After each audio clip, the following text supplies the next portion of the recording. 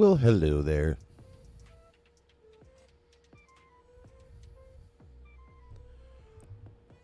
Welcome to the basement.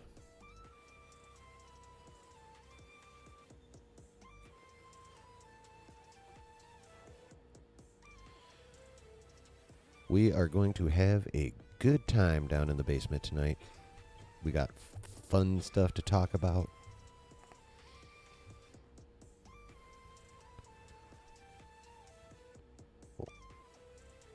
And then we have Sony to talk about.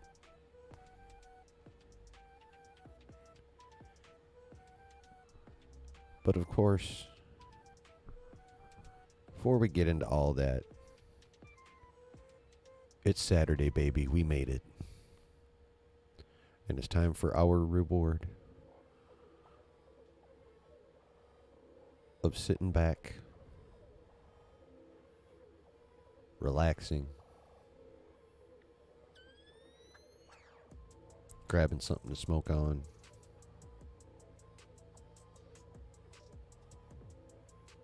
tipping back something to sip on, sitting back, letting out a sigh, relaxing, hitting like, subscribe, and the notification bell.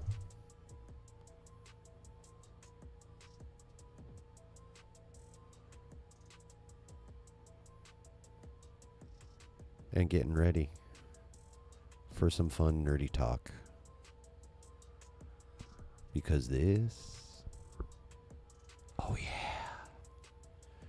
This is your Saturday night chill.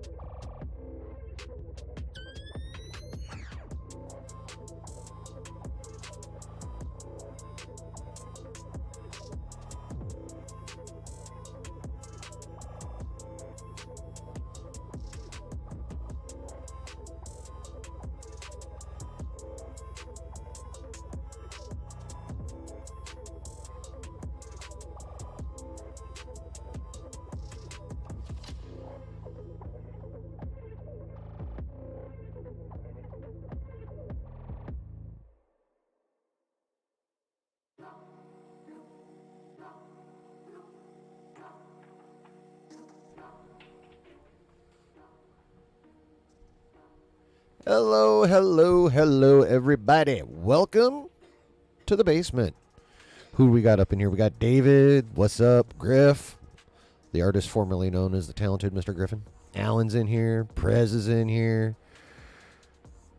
Looks good on my end, Prez. And I better not be lagging. I've got the fucking tower plugged directly into the fucking router, so... Yeah, we're 5 minutes in. I can swear now. I'm not monetized anyway, so fuck it. Oh. Hi, buddy. Yeah, if you see the microphone jiggling, it's just my cat trying to play with my hoodie string.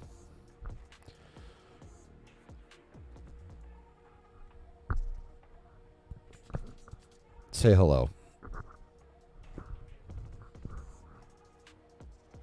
Malice, say hello to the internet. Isn't he cute? Isn't he fucking adorable? Alright, there are limits, sir. Are you... He's trying to strip the plastic off the end of it. So if something weird happens, he probably just hit my keyboard and made my computer do something fun. Well, like that.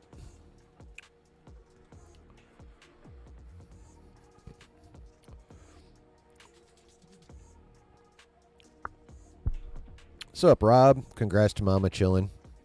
Oh yeah, must be on your new gig that you start Monday. Rob is congratulating you on. Well, why don't you just type it?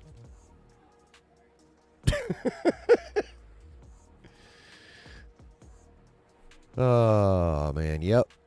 The wife got herself a new job, still within the same company, but in a different department, and one that she's been wanting to get into for years. So she's happy about it. I'm happy about it. That's cool, man. Do what you do. Do you, Prez?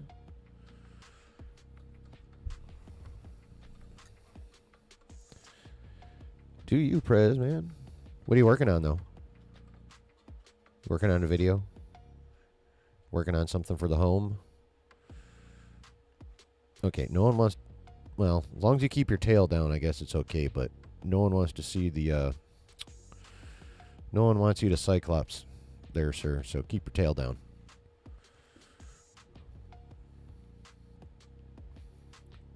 How's everyone's week been? How's everyone's day been? Like, what's been happening? How's life been treating you guys over the last 7 days? Or 6 days for those of you who joined me Sunday for the Lions actually winning the divisional game, and holy shit, in the NFC Championship tomorrow night. Which I am streaming for again, by the way. 6:30.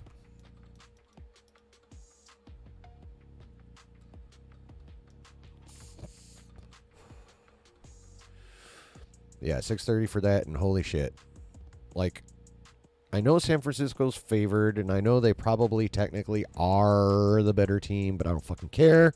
I'm still going to be super sad if we lose.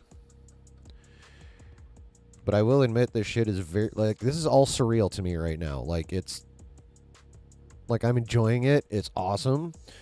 But it's also kind of pseudo-fake feeling, you know? But, you know, let's ride this motherfucker till the wheels fall off. And hopefully the wheels don't fall off at all till, you know, at a minimum, Houston. Ooh, that sucks, Rob. Eek.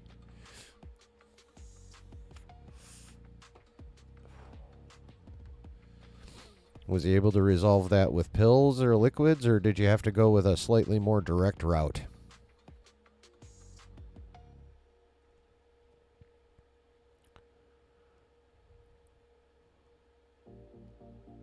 Chiefs versus Lions Super Bowl. Chiefs win. Well, Alan, I liked you before the comma. I mean, yeah. See, it... Like, I would say in that scenario, probably. But whereas I think it would probably take, like, divine intervention for us to be able to beat the Ravens. I think we could beat you guys again and, you know, kind of bookend our season with beating the Chiefs. Because Thursday Night Football, first game of the season, we went into Kansas City and beat them. Lots of liquids with additives. Post my Discord link. Okay. Just going to give me a minute. Like, if you go into the description on my channel, it's like right there. And I checked it the other day, so it is still active. But let me diddle around here for a second, see if I can't grab that for you, and I'll throw it into... Oops, I don't need to do it that. I got to throw it into chat off my phone anyway. Duh. Oops. Oh, wait, I can't copy it off my phone. Oh, but my phone and computer are linked now. All right. I don't care that my browsers have been updated to the newest version. Thank you, Microsoft. I appreciate you. But on the other hand, fuck off.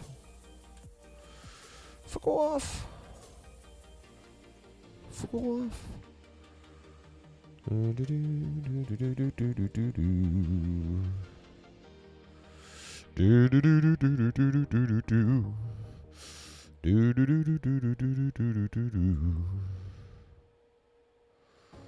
Do, do, do, do, do, do, do, do, do.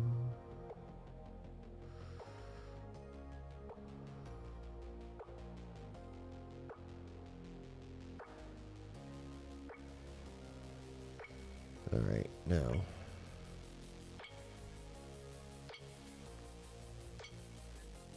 Oh, cool. Nice. Yay.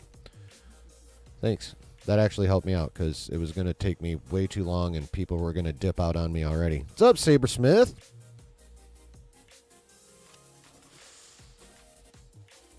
Yeah, I finally got Discord. It took me like 4 tries, but I finally got Discord to actually remember that I've been choosing an evergreen link or forever link or infinite link or whatever the fuck they call it. But I still check it periodically. And it's been working. You need to get your ass into the Discord, Robert. Because YouTube's notifications tend to get funky sometimes, but I post everything in the Discord too, so. And that's reliable with the notifications like any other social media is.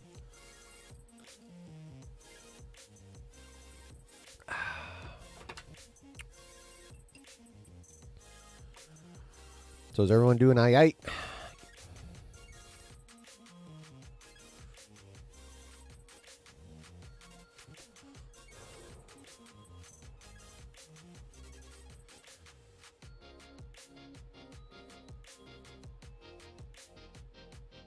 Cool.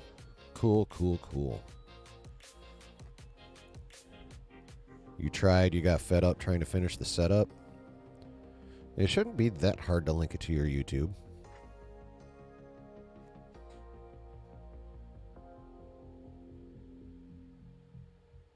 He's got a mouse.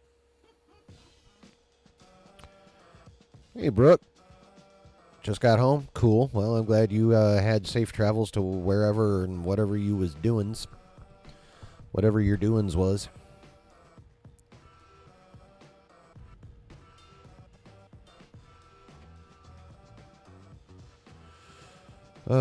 Damn it.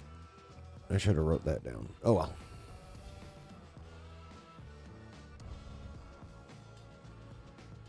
All right. So, this evening we have a couple things to discuss.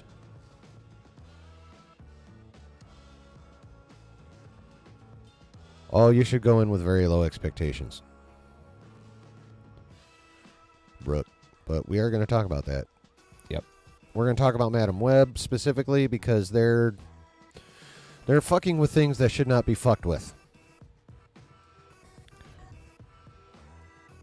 Hi, Edith. Welcome to the basement. Glad you're here. It is nice to see you. Thank you for giving me a chance. You're Ewok hunting, Sabersmith? Okay. Oh, well, thank you, Alan. I appreciate that. See, I like when you guys bring in friends. It's fun. Now I got it. Oh, look at that. She just subscribed. Thank you, Edith. I didn't even know my Streamlabs notifications worked. And I guess they do. All right. See, you guys, this is cool. The community just grew. Just like that.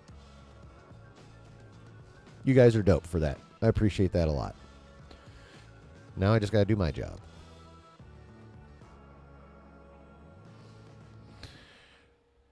So, yes, we have a little bit of Madam Web to talk about. They're fucking with stuff that shouldn't be fucked with. Obviously, we got Sony and Marvel and Spider-Man 4 things to talk about. Little Battlefront. Oh, okay. Nice. So, yeah, Sony and Marvel are in a bit of dispute over how Spider-Man 4 should be handled. We got some fun images and videos about Daredevil 4 dropped on the TwitX.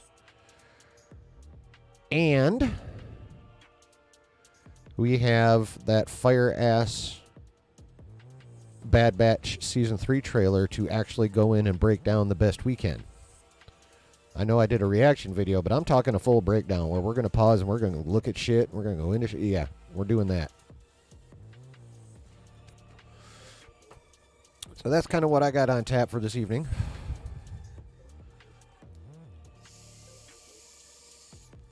for y'all. So let's get the Sony shit out of the way first and then end on the Bad Batch breakdown, because let's just end on a happy note. Get all the frustration bullshit out of the way. What do you guys say? What do you think of that?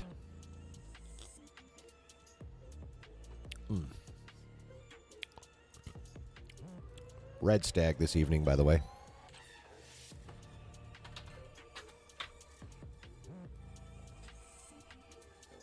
Nope, you can't have that. I need that contact box. It's a no. Sounds good. All right. All right, all right, all right. All I need now is pink jeans and to be in much, much better shape and have hair and be pretty. Yeah, I'm Anthony McConaughey. I'm not. So, let us begin with Madam Web. It came out earlier this week that the a planet sounds like, Griff says. Nice. All right, so Madam Web has evidently gone and messed with one of the, probably the biggest saying in comic books, in all of comic book history, and just one of the biggest sayings out there in pop culture. You all know what I'm talking about, right? The famous line from a dying Uncle Ben. Well, actually, he wasn't dying at that point. But, you know, Uncle Ben's famous line. With great power comes great responsibility. We all know that fucking line. Everyone knows that damn line. Even if they don't like comic books, they know that fucking line. Right? Right. So, Madam Web has decided to flip that line. Yeah, they're fucking with that line. Oh shit. What was it? Okay, yeah.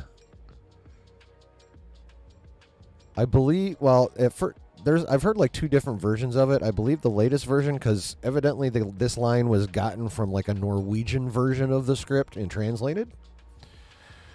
But the line is allegedly, when you take responsibility, great power will come.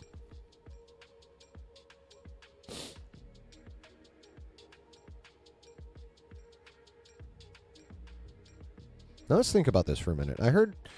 I'm going to be channeling Mike Vogel off the Geek Buddies, because he brought this up, and I hadn't thought of this, which is why I watch other people, because they help me think thoughts that I don't think, and then I decide whether I agree or disagree with them, of course. But in this case, I agree with him.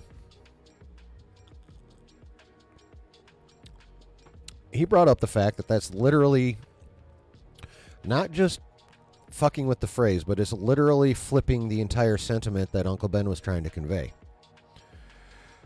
Think about that. With great power comes great responsibility. And that just doesn't apply to superpowers. If you think about it, that's like literally a life lesson. Like if you are in a position to where you can help, it's your responsibility to help. I mean, you know, that could involve money, that can involve physical labor, that could just involve time spent in some manner, you know.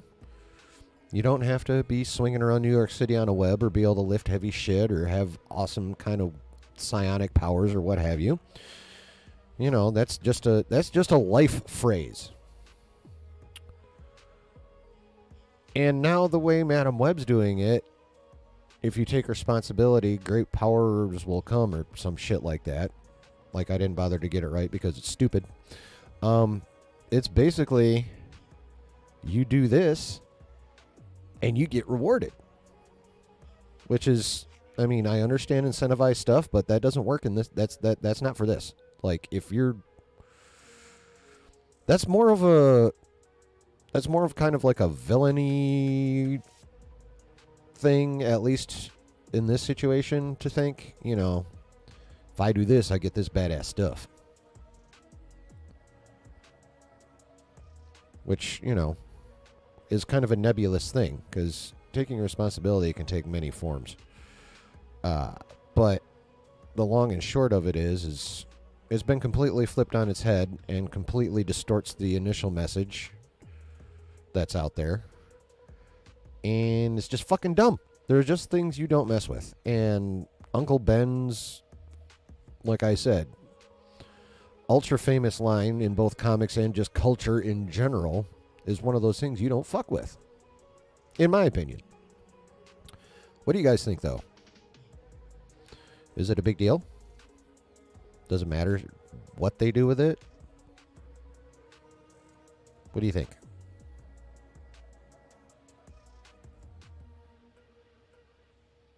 Let me know, chat. Let me know.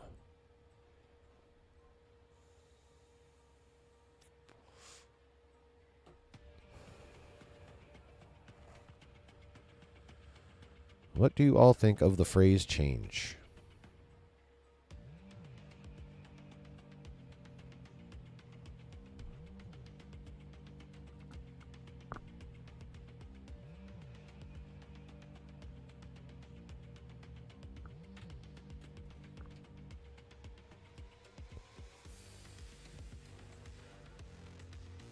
Bueller.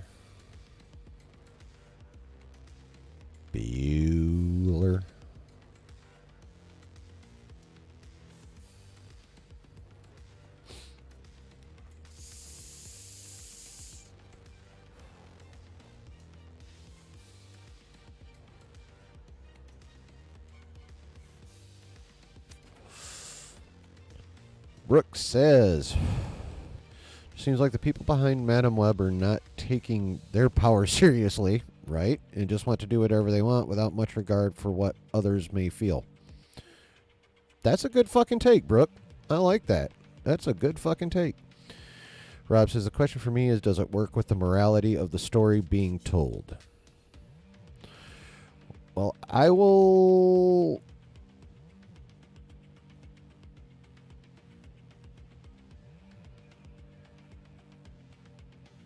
For me, if you're working inside of Spider-Man's universe, there's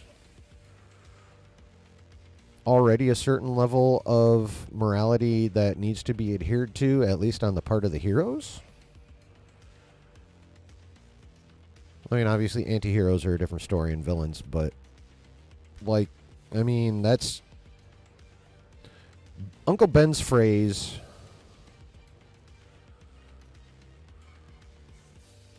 Uncle Ben's phrase is kind of the basis of, like, the entire moral code involved with Spider-Man. And, like, not just him, but, like, his universe, like how things work when you're inside Spider-Man material. So I feel like that morality should be adhered to if you're doing any kind of Spider-Man related project, whether or not he's actually himself in it. That's where I'm coming from on that one. David says, recently Marvel been good at balling things up. This is no different. Yeah. Well, and half the time they're doing it just to be different, which is like, obviously you can't completely and 100%, hi buddy, 100% adapt a comic directly over into live action. Like, you got to change some shit in order to make it work on screen. That's a given. And now you're fucking with my camera cord. Don't do that, please.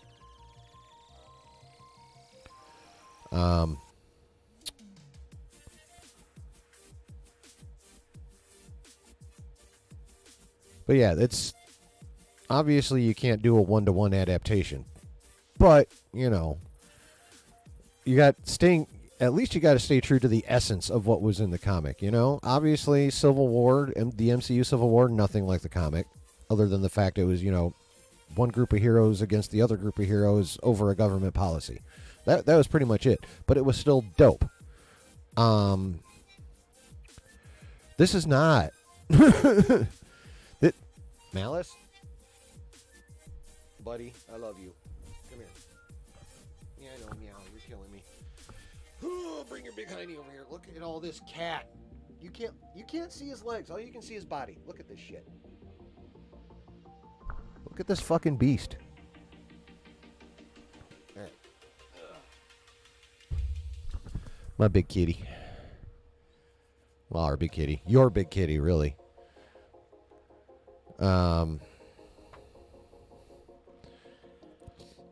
But yeah, there's adapting from comic to live action, and then there's doing shit just to defy expectations and be that different from the comic. And Marvel Studios themselves and Sony have both been kind of getting into that mindset way too fucking much, which is why they're where they're at. And this is just another prime example of them fucking with shit just to defy expectations, and it's getting goddamn old. At least for me. It's getting fucking old. All right, Rob says, Superman took in the American way out. I didn't care. My mom lost her damn mind. Well, that's kind of similar, but, I mean, that's really kind of actually a good idea on a couple levels. One, I mean, comic books are trying to be global, number one.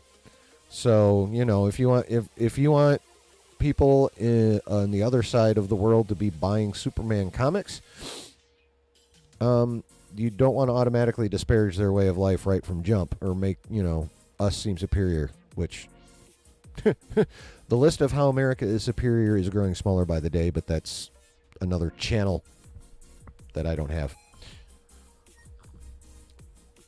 So I understand why your mom lost her damn mind, because like if my dad paid attention to that shit, he probably would, and that's a generational thing for the most part.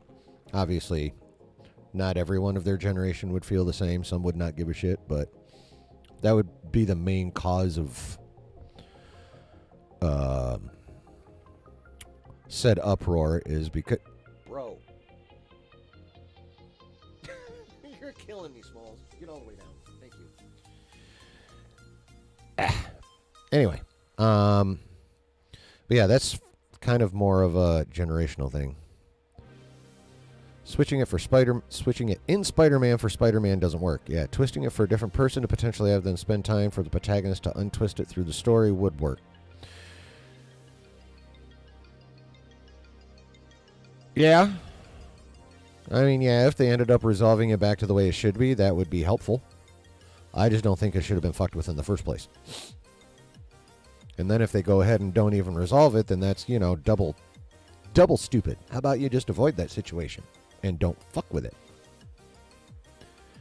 Brooke says, I always liked the original Tobey Maguire Spider-Man films, partly because of the lessons the films, damn it, come on, context, there we go, taught me personally, and with Madam Web, they're just disregarding the lessons Tobey's films told. Well, yeah, they're flipping it. I think Madam Web has all the characters from the same universe and not multiversal in nature. I'm not sure. We're waiting to see that. I remember some controversy over that aspect of the film. Well, we're waiting to see if they are actually all from the same universe or not. It will be... If they're all from that universe, like all four of those characters, then Sony's going to be retconning itself at that point because of how they handled Spider people in the Spider-Verse movies. Like, there's only supposed to be one Spider person per universe. The only way you get more than one Spider person in a universe is they come from a different universe and are wearing one of those nifty bracelets that they were wearing in Across the Spider-Verse. So if 3 of those chicks are not wearing bracelets, Sony's retconning itself, and that's just another dumb fuck move on their part. Rob says, love seeing my mom's reaction in the younger generation. Yeah. I'm sure your kids are going to enjoy that about our generation, if they aren't already.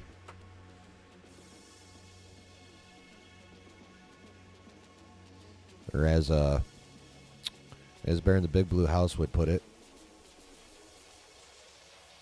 I don't know why, but his nod just kills me.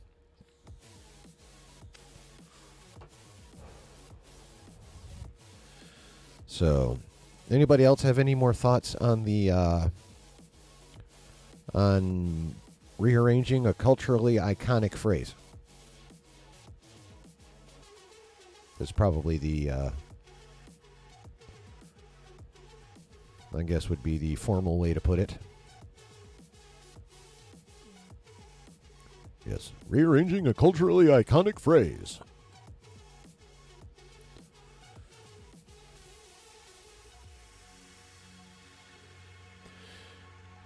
If not, we shall move on to a little bit of Daredevil stuff. Born Again.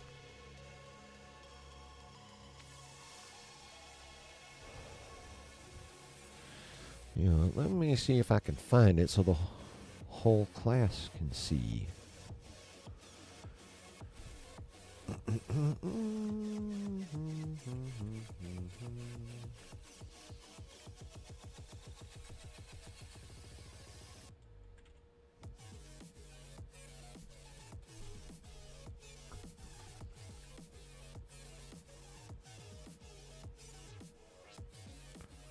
Where is it? Do do do do do.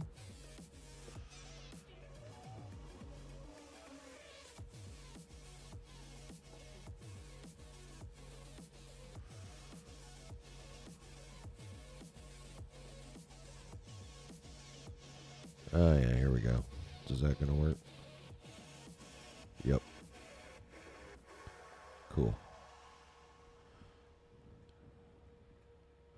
All right. So, earlier this week, moving on, some people that lived around the area where Daredevil Born Again is still being filmed took some fun video and confirming some recent facts that we had heard. Some joyous news, that is, about the return of Foggy Nelson and Karen Page. And a video has emerged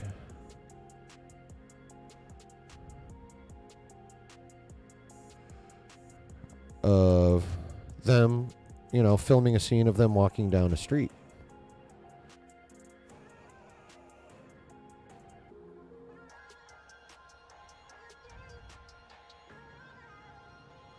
So,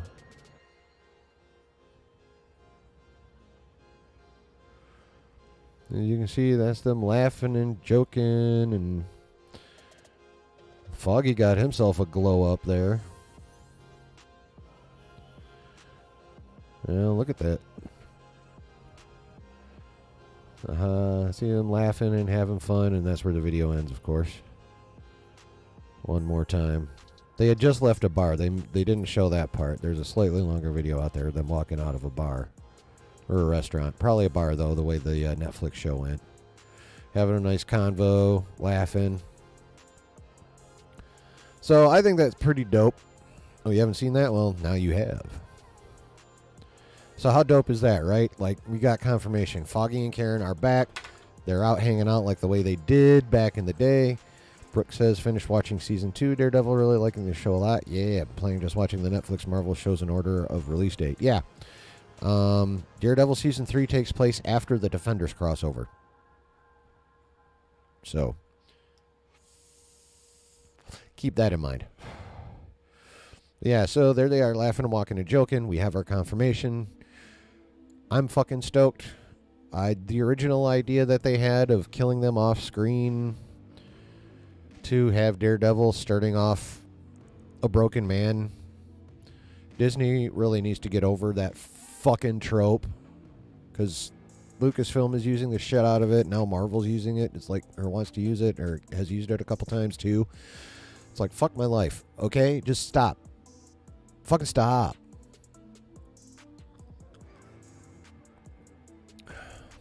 Like, Matt wasn't even going to be in the suit till episode 4 in the original, the way they were going to do Born Again. Like, it was going to suck.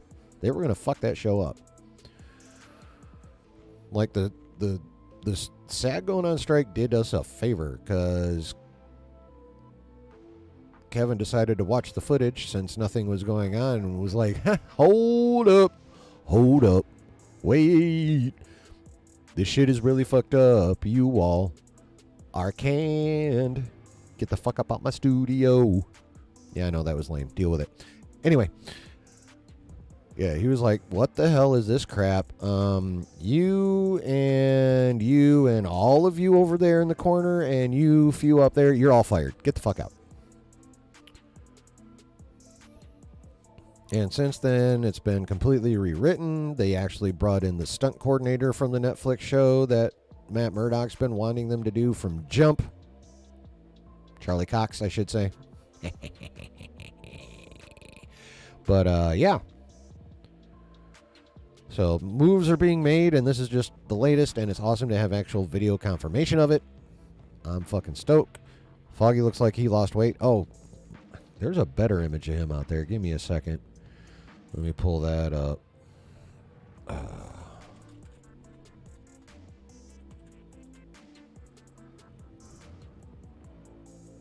Because he's got himself a glow up. Like, he did have himself a haircut in season 3, but now he's like straight lined and faded and bearded and shit. Okay, y'all are killing me.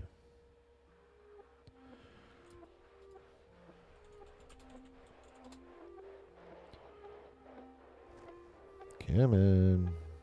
There was a really good shot of him somewhere, and why the hell Google isn't pulling it up for me, I don't know.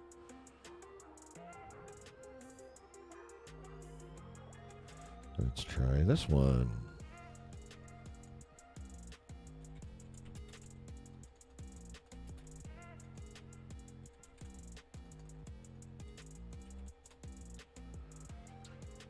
See if we can get a look at him.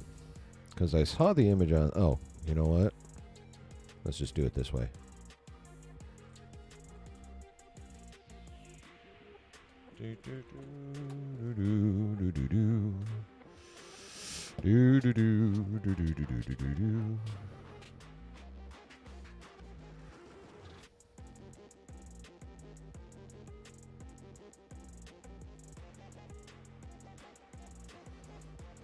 Because I repost... Yeah, here we go.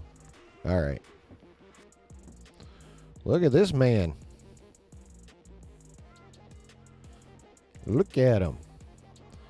Got the full fade going on the sides. Got the well-manicured beard. Got the nice, got the nice comb job here. And yeah, he does look thinner too. He does look thinner in the waist area too. So, but yeah, Foggy got himself a glow up.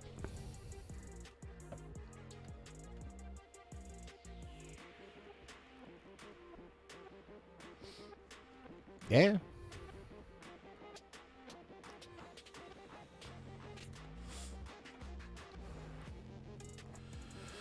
So, hey, the Stanleys, how you doing, man? Welcome in. Want to see how pimp Foggy looks now? Look at that.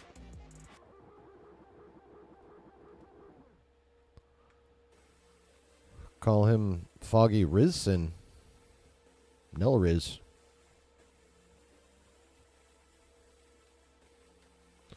Of course, everyone's like, there's a reason they stopped the video before they got to the corner. It's like, you know what? Fuck you. Don't put that shit into the universe. You know, like they're still going to kill him just on screen this time instead of off. Fuck that shit. Brooke says, I always liked how Foggy helped keep Daredevil in check in the first 2 seasons. Yes. Oh, yeah, he is a very well-written character. They're all well-written, honestly. I suppose if you hang around with Daredevil, you better be in shape. Yeah, it would probably be to your benefit. I would imagine it would definitely be to your benefit. So what do y'all think? Is that pretty dope? Having the video confirmation? Or are you kind of tired of all the leaked stuff coming out? Or do you not really give 2 shits either way? What do y'all think? Let me know, chat. Let me know, let me know, let me know.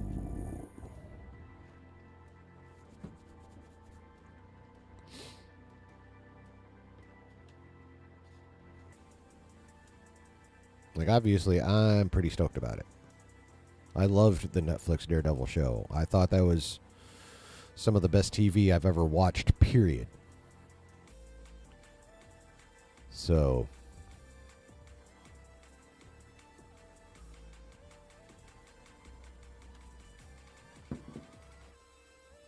Actually, there was another image out there. I don't know if I probably won't be able to find it, but it was an image of, how they like to go detailed in these things and, like, actually make newspapers and all that extra cool little shit they do to make it feel as real as possible.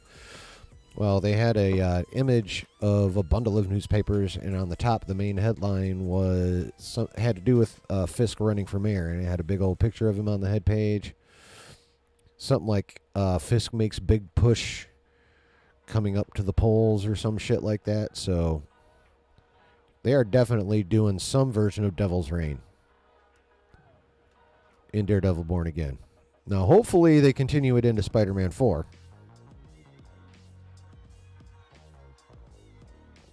Which actually is part of what we're going to be talking about when we talk about that next. But, yeah, looks like we're actually going to get Devil's Reign, folks. Everything is pointing to it. All the leaks are pointing to it. Echo's post-credit scenes pointing to it.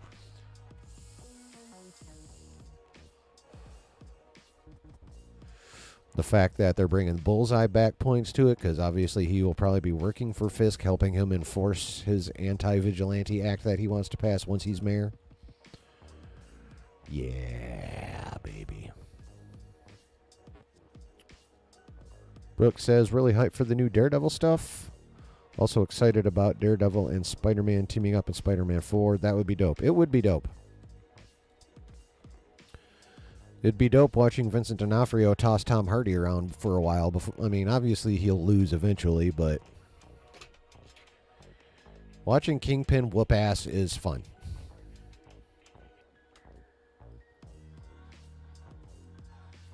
And hopefully we get an explanation of how he survived getting shot in the eye by Echo. Hopefully we get that explained in Born Again. David B. says, I can't wait for the show. The more news, the better, but no spoilers. Okay, so you don't mind confirmation of who's going to be in the show and that they're doing fun shit, but you just don't want to know, like, the sort of details about what they're doing. Also heard something about Elektra coming back. Yeah, there's been little to no chatter that I've seen about Elektra. I know a lot of people would love her to come back. Like the Elektra they had on the Netflix was dope. I'd love if they just grabbed her back up too while they're at it.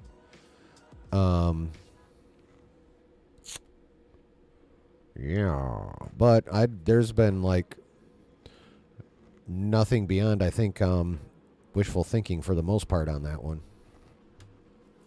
At least not that I've seen or heard. I mean, not that I'm super tapped in. I'm tapped into the people that are tapped in. So it's kind of how that one goes. So if they're not talking about it, I won't hear about it probably. Of course, if they're not talking about it, that also kind of says something too. Means either they've heard it isn't going to happen, or they have it, but they want it's still too flimsy for even them to run with. That's possible too.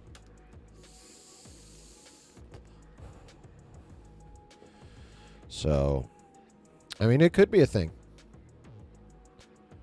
It could definitely be a thing. It just could be a thing that is still too nebulous for a massive dissemination of the news. Is all. What up, Matt Cave? How you doing, brother? How's it going? Talking some Daredevil. Daredevil.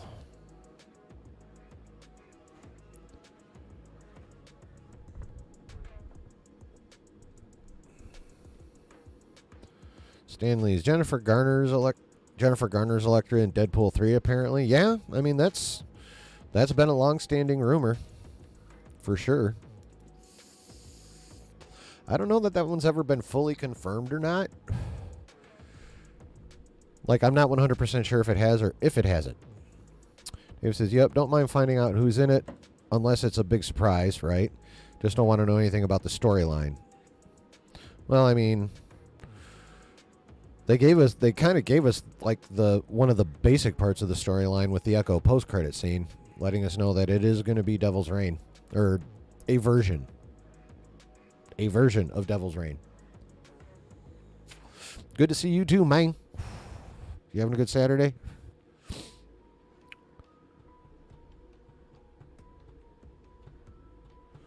But yeah, so it was. I like getting that confirmation. I hope everyone that was deciding to joke about them like not surviving going around the corner can I hope they're all wrong and they can fuck off. Matt Cave says, I never finished the Netflix Daredevil, only watched the first season. Gotta catch up. Yeah, dude, second season is really, really good too. I gotta get to the Clippers. My shit itches like a madman. But yeah, no, that show is some of the best TV I've ever watched, period. Not just on streaming, not just comic book stuff or action stuff, just period. Period. So, for that reason, I am highly glad that Feige's changing it all up and hiring a bunch of Netflix people as well. Good weekend so far. The in-laws took the kids for the weekend. Wife and I just got back from dinner. Bro.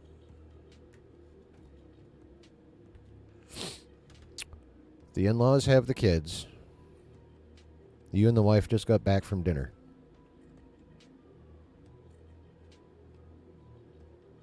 You really should not be on my stream right now. You should be on your wife right now, bruh.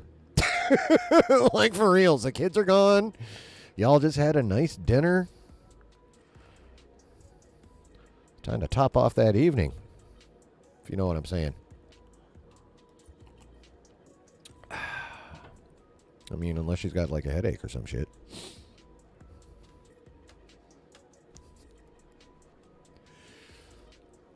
And if y'all know me, you know I'm going to go there. No one should be surprised. Where'd you go for dinner? What'd you have?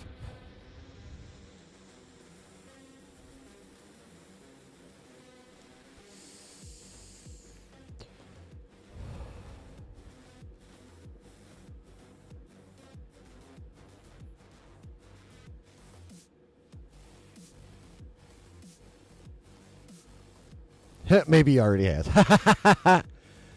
Oh! Oh, okay. All right. Look, okay. So, looks like they had the appetizer before you even got to dinner. All right, nice. Well done, sir. Well done, sir.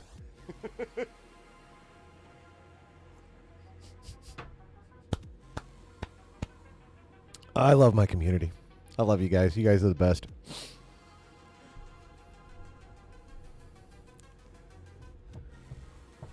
Get my Jimmy Carr laugh on.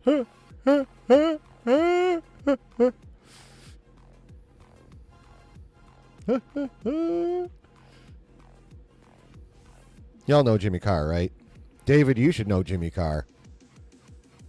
And you, the Stanleys. That dude is fucking hilarious.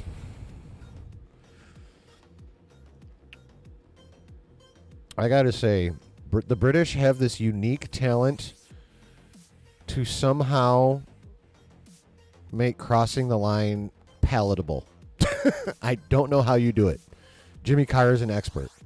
He makes some seriously fucked up jokes, but somehow he delivers them in such a palatable way.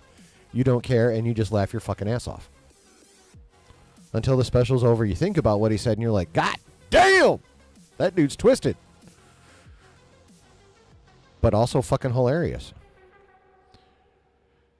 Brooke says, oh yeah, I think I remember Daredevil making a cameo appearance in Spider-Man No Way Home. Matt Murdock. He was never in the suit in Spider-Man No Way Home. Thought that was really cool. Yep. It was. Miss how great the film was, seeing it, and got me hyped for Multiverse of Madness. Yeah.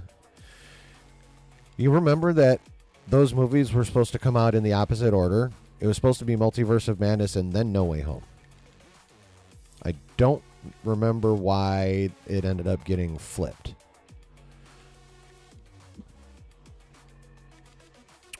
I would have to go back and look at that. But, yep. Yeah. Yeah, that is a singular talent the British have. Is somehow speaking negatively and, like, still to the ears, making it come across palatably until we go away and think about it later. And then we're like, what the fuck?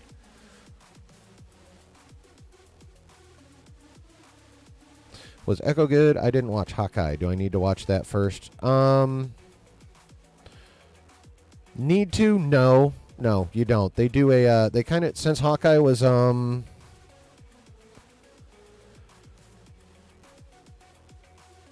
was why what? The first episode of Echo kind of goes back and covers what you need to know from Hawkeye, so no. And yeah, Echo was actually pretty good until the finale. Like, Marvel, at least to this point, on stuff they've released, still has not figured out how to stick the fucking landing on a Disney Plus show. The finale was weak as fuck.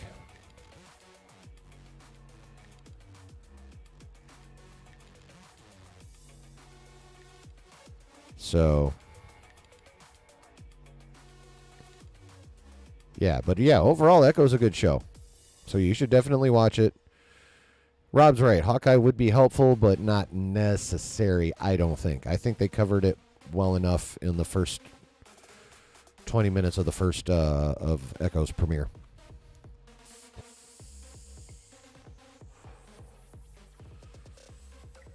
So,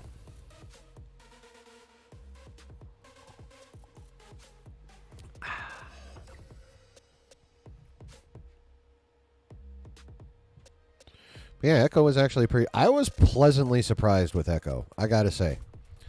I was expecting more of the usual booty cheeks mid crap, and that's not what I got. Well, at least not till the finale. Like, the first 4 episodes are solid as fuck. So, yeah, I would. If anyone asked, I would say Echo's a good show. Just brace yourself for the finale.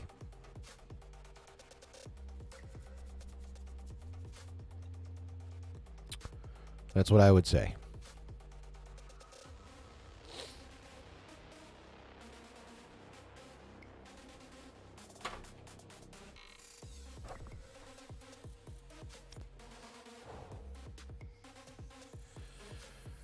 So, COVID was why what though, Rob? I'm not enough context. Oh, COVID was why they flipped them. Oh, never mind. I got it now. Okay. All right. So, yeah, speaking of No Way Home, we have the Brooke, okay, in a second. Brooke says, I think Hawkeye had the same problem with the finale feeling kind of rushed. Yes. Most of the Disney Plus shows had the same problem. WandaVision had that problem right from jump. Like, it was like, booyah, booyah. I mean, I didn't hate the finale as much as a lot of people did. Like, I didn't think that was that bad. I also didn't dislike the finale of Falcon Winter Soldier as much as some did, but it was weak. I just didn't think it was, like, as egregious as others thought it was. She-Hulk finale was like, what the fuck? That was a complete failed attempt at meta.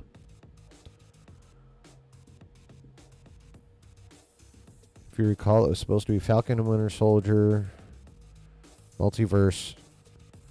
I assume you mean Spider-Man 3, WandaVision, Loki. Oh. Yeah, that got highly fucked up because we got WandaVision, Loki, Falcon and Winter Soldier, No Way Home, then Multiverse of Madness. I think Loki's literally the only one that stuck the landing, and they did it twice. Yeah.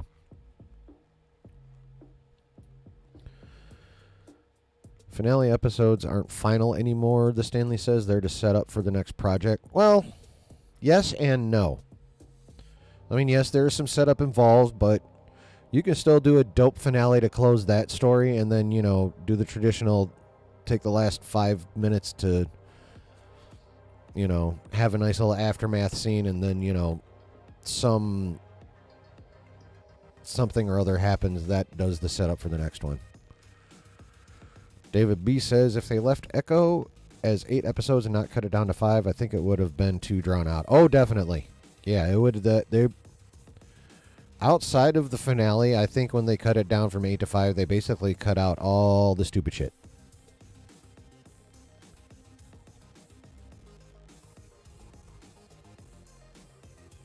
Because it was pretty well balanced and pretty well paced as it was released.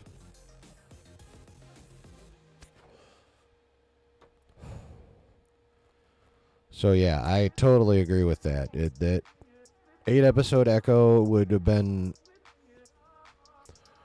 probably boring as fuck. It probably would have been Marvel's Andor. And it would have probably been shit on quite a bit. So they really did that show a favor cutting it down. Big time. Excuse me. Rut-row, Raggy. All right. We have reached that traditional point where my drink is empty, so I want to go refill it, go number 1, and then I'll be back and lose 30 or so % of my viewers. So I will be back shortly. Please don't leave. Enjoy the musica. See you in just a bit. Please don't leave. Please don't leave. Please don't leave.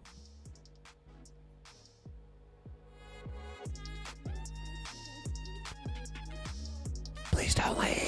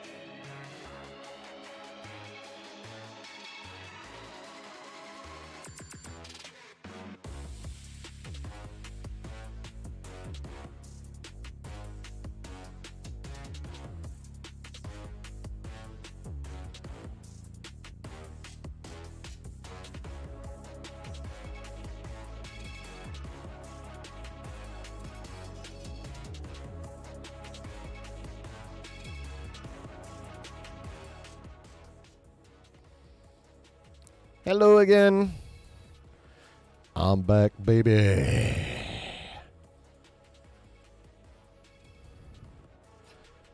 So,